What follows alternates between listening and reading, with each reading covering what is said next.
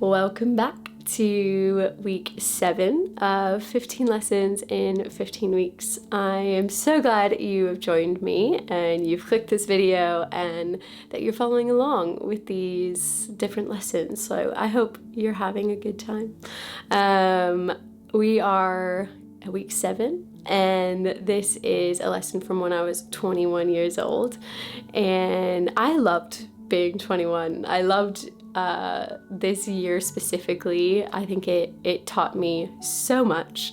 And I just kind of want to jump straight in to the lesson because I'm going to talk a little bit about why the lesson obviously came about, but I want to give it to you first so that you can kind of already be thinking about it. So the lesson is: processing and facing your fears leads to freedom.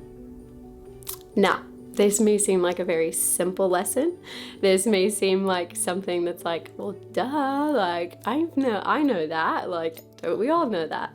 Or maybe it's something you've not thought about before, but I want to kind of explain why I learned this at 21 years old and how it came about and how it's continued to teach me. So hopefully it challenges and teaches you. At 21 years old, I was graduating, or I already graduated Bible school at this point, and I was kind of stepping into a year of unknown. I had some ideas, I had some plans for kind of future goals that I was trying to achieve, but in this year specifically, I didn't know what was going to happen, and that was facing my fear number one, because I was a planner and I liked to know what was happening. And so even though there was a vague plan, I was still stepping into a year of a lot of unknowns. And this maybe relates to you, of just trusting God in the unknown, trusting God in the process. And I say that word process because the second fear that I faced was getting a tattoo. And I think it shocked a lot of people. I think it shocked me because my fear was the fear of needles, and I kind of said I probably would never get a tattoo. But I learned that year that processing and learning that I'm in a process every single day when I wake up, from morning to evening, I'm in a process. And sometimes I can get really stuck in my head. Sometimes I can get very emotional and feel really stuck in my emotions. And I decided that if I was going to get a tattoo, that I wanted it to be something that was going to remind me daily who I was, who I belonged to, what image I was made, in. And this word process was my choice to get tattooed on my body. And every single day since, I have tried to remember that I am in a process. If I have a good day, then it's all part of the process. If I have a bad day, it's all part of the process. But I have to realize that every single day I'm learning something, and that is giving me tools for the next day and for the next season. And this was really a year of me discovering that. It was a year of learning. It was a year of learning to try and to fail, which was another fear of mine. I had a huge fear of failure.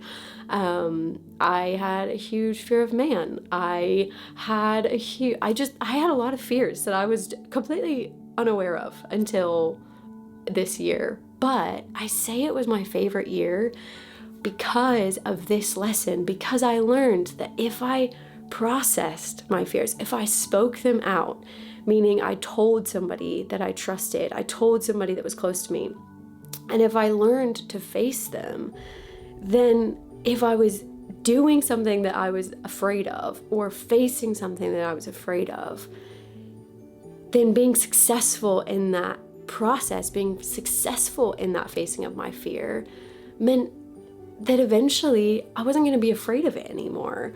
And it didn't mean that it was just an immediate fix, and that like once I faced my fears once, then that was it. Like there was a process. There was some steps that I needed to take. But I loved this year so much because it led to so much freedom for me.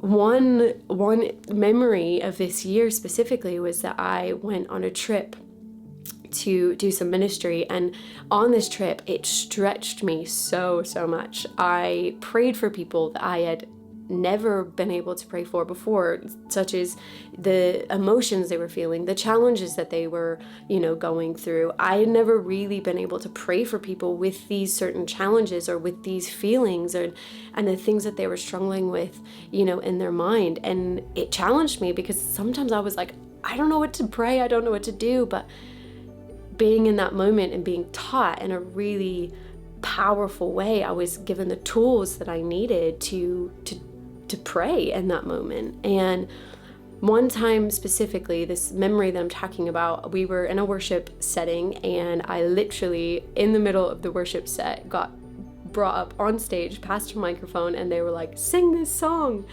And I, in that moment, didn't have a choice. If I was going to walk off that stage, it was going to be the most embarrassing moment of my life. Or I could have faced my fears, meaning I didn't know what key it was in. I was scared that I didn't have a good enough voice. I was scared because I didn't speak the language. There was a lot of things going on. But I sang, and I literally, to this day, it is one of my favorite memories. And I faced my fear head on, and it brought so much freedom in my worship leading. It just kind of shook off that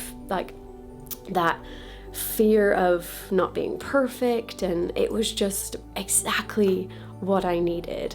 And there's a verse in Revelation 12. I'm going to read verses 10 and 11. It says, this is John writing. It says, "Then I heard a loud voice in heaven, 'Now salvation and strength and the kingdom of our God and the power of his Christ have come. For the accuser of our brethren, who accused them before our God day and night, has been cast down.' Why? Because they overcame him by the blood of the Lamb and by the word of their testimony, and they did not love their lives to the death." And this verse gets quoted a lot. We talk about, overcoming the accuser of the brethren by the blood of the Lamb, which is obviously Jesus dying for our sins, and by the word of our testimony, which is about us just talking about what he's done for us. But the last line of this verse is really what truly set me free. It says, "And they did not love their lives to the death," meaning they gave it all. They gave over their fears. They gave over their sacrifice. They gave over their joy. They gave over all of the things that they had with them. And they just said, "It's all yours." And there was so much freedom. Can you imagine the freedom that came with that, of just saying, I don't want to hold on to any of it.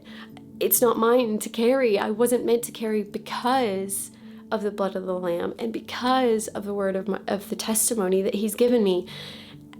And that's simply what I want to leave you with. This video is a lot longer than I anticipated it to be, but my challenge and my encouragement to you is simply that if you've surrendered your life to Jesus, if you've surrendered your life knowing that he's died for you, knowing that you get to walk in the fullness of what that means, then I challenge you to bring everything to him. The fears, the goals, the joys, the frustrations, bring it all. Not even loving your life to the fullest, to the death, because in that there's so much freedom. And maybe I haven't explained this all that well, and maybe you have loads of questions of what I'm talking about, but these videos are all about me just trying to be honest and trying to be vulnerable and trying to be as true to these lessons as I possibly can. And things like this are even me facing my fears, and it's me processing of these lessons that Jesus has taught me and the lessons that I've learned over my life. And so my processing and my facing my fears right now hopefully can help lead you to freedom in some way. It's leading me to freedom. I'm doing these on the fly, which means that I could mess up or say something silly, and sometimes that's just part of it. But I do want to close here because I don't want to ramble on too long. Process, and face your fears, because I promise it will lead to freedom. And I promise that freedom is so, so sweet. And